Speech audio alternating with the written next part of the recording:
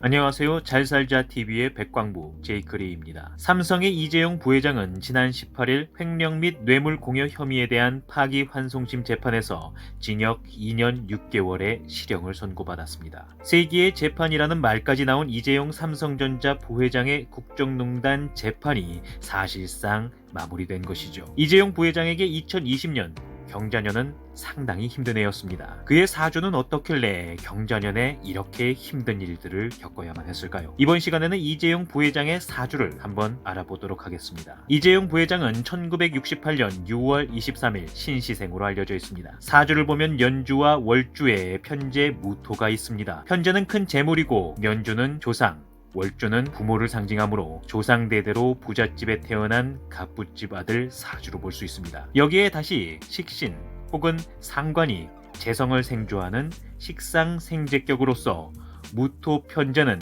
상관인 오화의 생조를 받아서 매우 왕성하죠. 식상생재격인 이재용은 전형적인 사업가 사주의 부자 사주인 것입니다. 다만 식상생재격 중에서도 신강한 사주라야지만 운과 상관없이 일평생 재물을 모을 수 있는 반면 신약한 사주일 경우엔 자기 자신을 도와주고 생조해주는 운이 올 때만 재물을 모을 수가 있습니다. 이재용 부회장의 사주는 일간이 신약한 사주로 보이지만 특수 격국으로서 오행상생격으로 되어 있기 때문에 신강신약과 무관하게 일평생 재물을 모을 수 있는 사주입니다. 이재용 부회장의 사주는 시주부터 시작해서 연주까지 차례로 금생수, 수생목, 목생화, 화생토, 토생금의 상생관계로 이루어져 있습니다. 이렇게 식상생재격의 오행상생격까지 갖춰지면 한국 최고의 부자 사주로서 손색이 없다고 봐야 하죠. 그냥 부자가 아니라 막대한 부를 상속하고서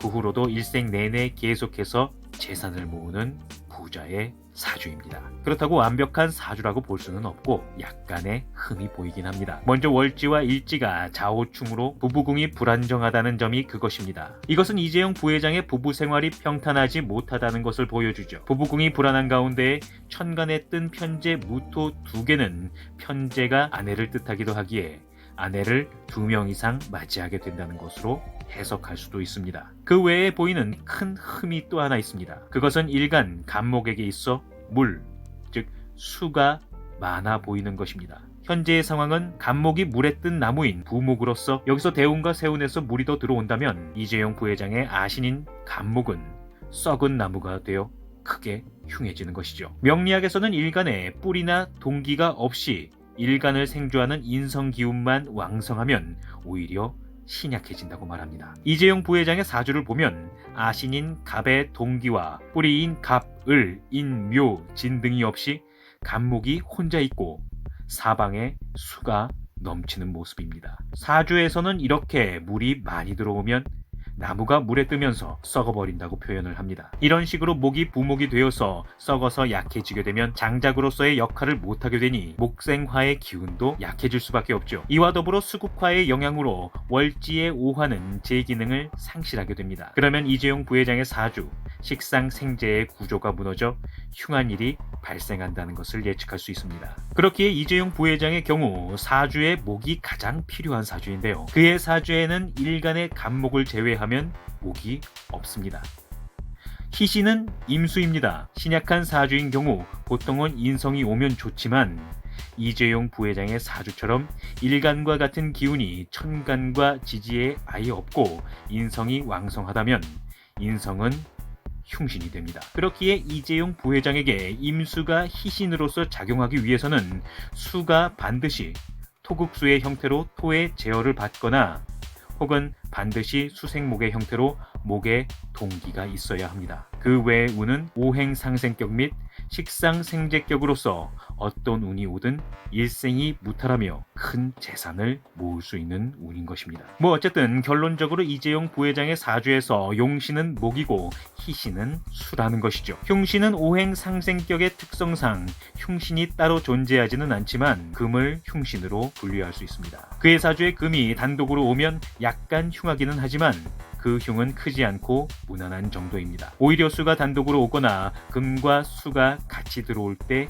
흉한 일이 발생하죠. 이재용 부회장의 대운 흐름을 보면 현재 만 45세에서 54세 개해 대운을 맞이했습니다. 수가 넘치는 대운인 것이죠. 인성이 너무 많아서 신약한 그에게 이번 대운은 이재용 부회장을 더욱 신약하게 만든다는 것입니다. 외로운 감목이 물에 떠서 썩어가는 형국이므로 고난이 많은 시기임을 짐작할 수 있죠. 특히 경자년은 자수가 또 들어와서 물이 넘치는 데다가 경금이 아신인 감목을 충하기까지 하죠. 가뜩이나 신약한 감목을 더욱더 약하게 해서 흉도 더 커질 수밖에 없는 것입니다. 개해대운 경자년 2020년은 이재용 부회장 평생에서 가장 불길한 시기라고 할 수 있을 것 같습니다. 경자년에 부친을 여의고 횡령과 뇌물공여 혐의로 실형까지 받게 된 것은 명리학적으로 이렇게 설명할 수 있습니다. 그러나 2022년부터 갑자 대운이 시작되는데 사주에 수가 많아서 오히려 신약해지는 상황에서 들어오는 감목은 이재용 부회장에게 매우 반가운 운이 될 것이기에